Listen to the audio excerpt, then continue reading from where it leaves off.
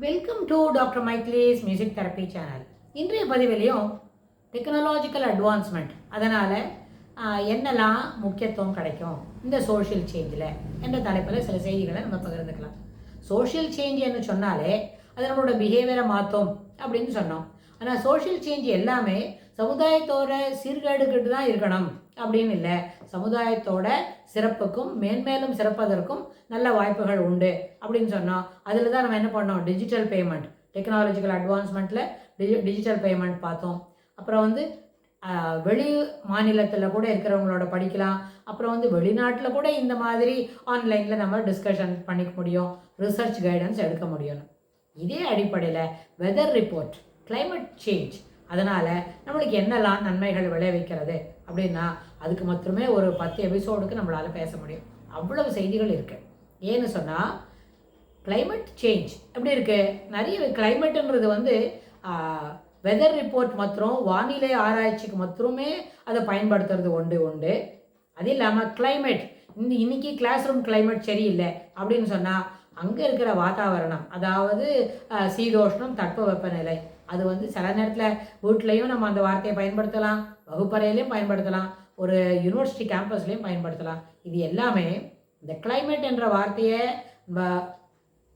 வானிலை ஆராய்ச்சி, weather report, வெப்பம், அதாவது தட்பம் என்ன சொன்னால் குளிர்ச்சி, வெப்பம் என்ன சொன்னால் நம்மளுக்கு தெரியும் சூடு அப்படின்னு சொன்னால் இன்றைய என்விரான்மெண்ட்டில், அட்மாஸ்ஃபியரில் என்ன குளிர் இருக்கும், என்ன வெயில் அடிக்கும் அப்படின்றத துல்லியமாக கணிக்க முடியும். இப்போ மத்தியானம் 2 மணிக்கு இன்றைக்கி thunderstorms gathers and you will be getting sharp showers அப்படின்னு ஒரு ரிப்போர்ட் கிடைக்கிறது கார்த்தால 11:30 மணிக்குன்னு சொன்னால் அநேகமாக 1:30லேருந்து 1:45க்குள்ளேயே நிச்சயமாக நம்மளுக்கு ஒரு sharp showers for few minutes or 10-15 minutes அதுபோல் இருக்கும்.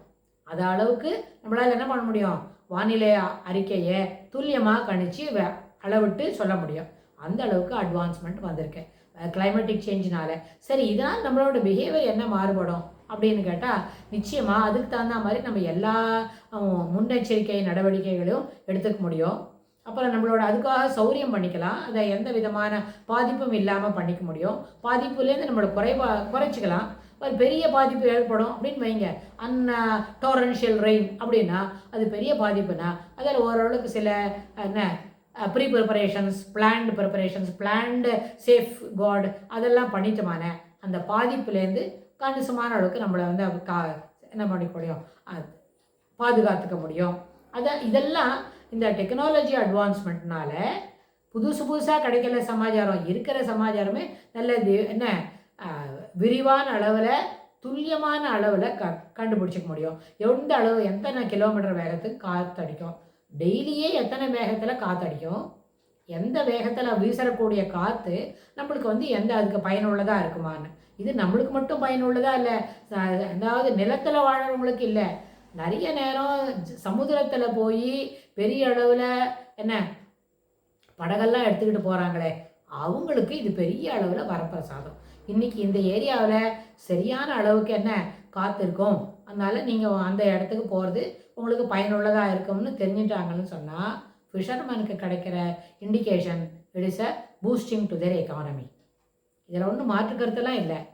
அப்புறம் இன்னொன்று கூட இருக்கும், உங்களோட சேட்டிலைட் மூலமாக சில இன்ஃபர்மேஷன் கிடைக்கும்னா இந்த ஏரியாவில் நிறைய இன்றைக்கி ஃபிஷ் இருக்கும், you can go and make use of it அப்படின்னு சொல்லி ஒரு வார்த்தை 15 நாளைக்கு இந்த ஏரியாவில் அப்படி இருக்கும்னு சொன்னால் அதே மாதிரி காற்றோட வேகமும் அதனுடைய வீசக்கூடிய பதிவும் அவங்களுக்கு பயனுள்ளதாக இருந்தால் அந்த ஏரியாவுக்கு அவங்களோட போட்டெல்லாம் எடுத்துகிட்டு போய் போதுமான அளவுக்கு தே கேன் பிரிங் பேக் அந்த அவங்களோட ப்ராடக்ட்ஸ் அங்கே என்ன கிடைக்குமோ அதெல்லாம் எடுத்துகிட்டு வரலாம். அதெல்லாம் எடுத்துகிட்டு நம்மளுக்கு என்ன கிடைக்கும், பெரிய எக்ஸ்பெண்டிச்சர் இருக்குல்ல, அவங்களுக்கு எக்ஸ்சேஞ்சுக்கு மணி கிடைக்கும், அவங்களோட வாழ்வாதாரம் சிறப்பாகும். அவங்க சாதாரணமாக நம்மளை போலெல்லாம் இருக்க மாட்டாங்க, அவங்களோட எர்னிங்ஸே ஜாஸ்தி இருக்கும், அதுக்கு போல் அவங்களோட செலவு முறையும் அதிகமாக இருக்கும். ஆனால் பெரிய அளவில் ரிஸ்க்கு. நம்ம இங்கேருந்து கொஞ்சம் தூரம் தான் நடந்து போனால் முடியுமா இருக்கும். ஆனால் அதுபோல் தண்ணி மேலே ட்ராவல் பண்ணணும்னு சொல்கிறது அதுக்கெல்லாம் அவங்க தயாராக இருக்கணும். இதுக்கு அவங்க மனம் அதுக்கு தயாராக, this is because of the அவங்களோட நார்ம்ஸ் அப்படி, அந்த நார்ம்ஸில் அவங்க அதுக்கு தைரியமாக அந்த படகை ஓட்டிக்கிட்டு போவாங்க. சின்ன பசங்களாக இருந்தால் கூட போவாங்க. ஒரு 20 வயசில் தான் இருக்கிறாங்கன்னு வைங்க, அவங்க நடுக்கடல் வரைக்கும் போய் அதெல்லாம் பார்த்துட்டு வருவாங்க. எப்படி?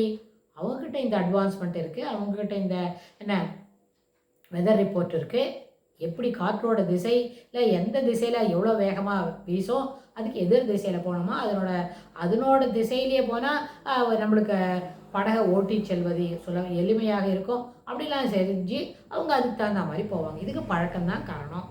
பழக்கத்தோட அதில் ஒரு ஈடுபாடு, அவங்களோட கலாச்சாரம் அதுக்கு ஏற்புடையதாக இருக்குது. Too many things comes into this.